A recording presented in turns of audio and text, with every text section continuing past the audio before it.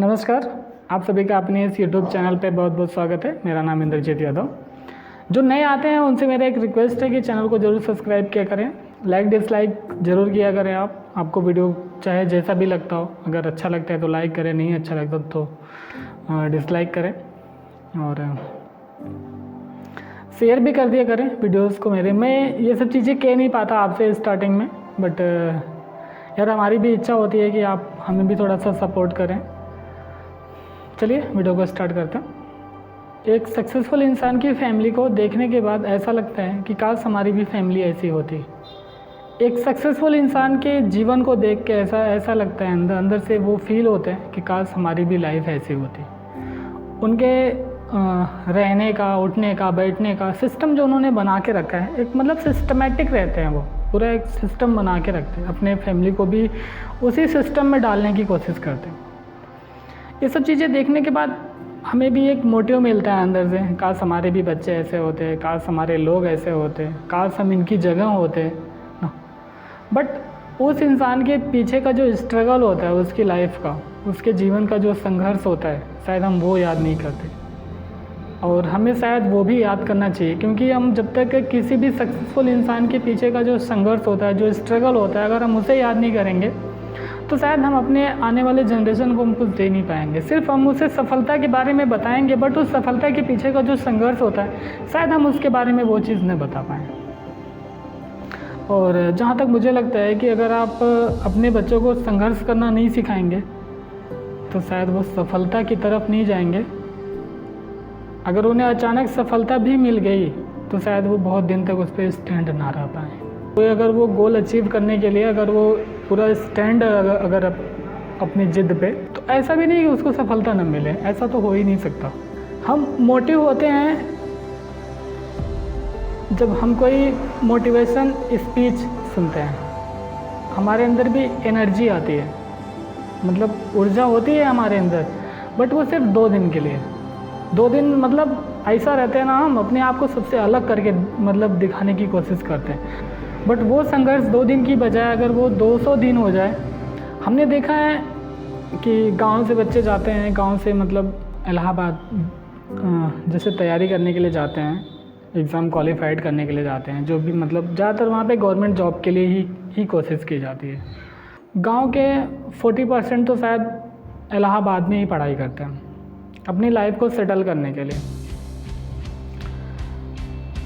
उसमें से कुछ ऐसे हैं जो 2 या 2.5 साल के अंदर ही वापस मतलब रिटर्न आए। अगर उन्हें सफलता नहीं मिली 2-2.5 साल में तो वो वापस घर चले आते हैं।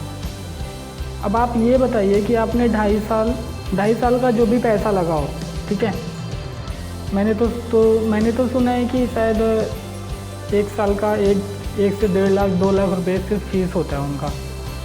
और जो भी रहने का मतलब रूम का रेंट होता है, इलेक्ट्रिसिटी चार्ज होता है, वाटर चार्ज होता है उसमें, मतलब जैसे कई प्रकार के एक्सपेंसेस उसमें इंक्लूड रहते हैं। तो मेरे हिसाब से टोटल वो 2 से 2.5 साल उनका टोटल वेस्ट हो गया अगर वो रिटर्न वापस घर चले आए, क्योंकि घर आके फिर वो वैसे ही हो जाएंगे जैसे वो पहले यहाँ से गए थे। तो शायद मेरे हिसाब से उन्हें घर आने की बजाय उन्हें वहीं पे कुछ अपना सेटअप तैयार करना चाहिए। इलाहाबाद एक ऐसा प्लेस होता है जहाँ पे इंसान सिर्फ सरकारी नौकरी के लिए मतलब गवर्नमेंट जॉब के लिए ही कोशिश करता है। अगर उसे गवर्नमेंट जॉब ना मिली तो वो वापस चला आता है। टैलेंट के लिए भी पढ़ाई की जाती है।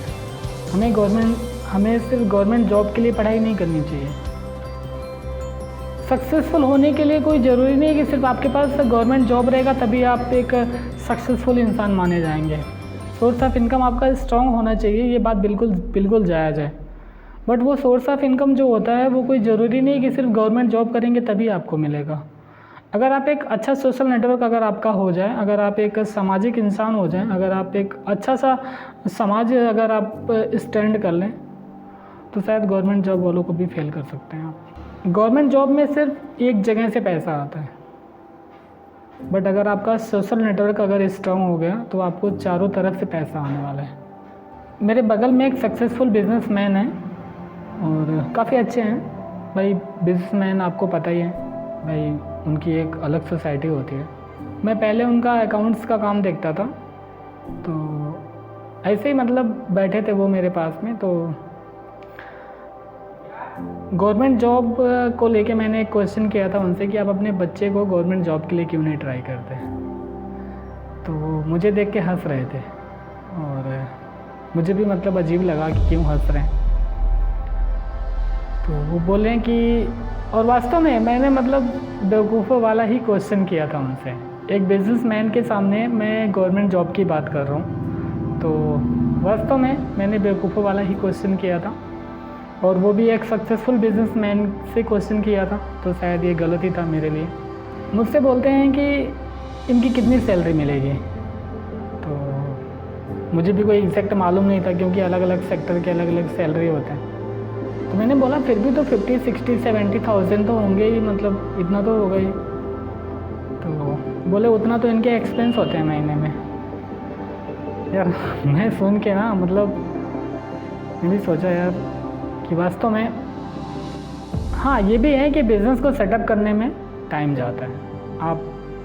आप किसी भी बिज़नेस को इतना जल्दी अब स्टार्ट नहीं कर पाएंगे।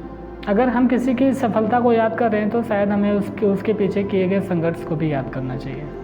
अगर आप सक्सेसफुल आदमी को देखेंगे तभी आप संघर्ष कर पाएंगे, ये बिल्कुल मतलब बिल्कुल फैक्ट बात है। बट हमें उसके संघर्ष को भी याद करना चाहिए। अगर हम उसके संघर्ष को याद नहीं कर पाएंगे तो शायद हम सफल ना हो पाएँ, क्योंकि संघर्ष ही वो रास्ता होता है जो हमें सफलता की ओर लेके जाता है। हम डायरेक्ट अगर हम ऊंची चोटी को देख रहे हैं शायद हम वहाँ तक न पहुँच पाएँ जब तक हम उस पर चढ़ने की कोशिश ना करें, क्योंकि चोटी को देखना अलग बात है और उस पर चढ़ना अलग बात है। तो हमें चढ़ने के लिए भी सोचना चाहिए। आज के लिए बस इतना ही। वीडियो आपको कैसा लगा ज़रूर बताइएगा, और अगर आप मेरे इस यूट्यूब चैनल पे नए हैं तो चैनल को ज़रूर सब्सक्राइब करें, साथ में बेल आइकन को भी प्रेस करें ताकि मैं जैसे कोई नया वीडियो अपलोड करूं उसका नोटिफिकेशन तुरंत आपके फ़ोन तक मिले। नमस्कार।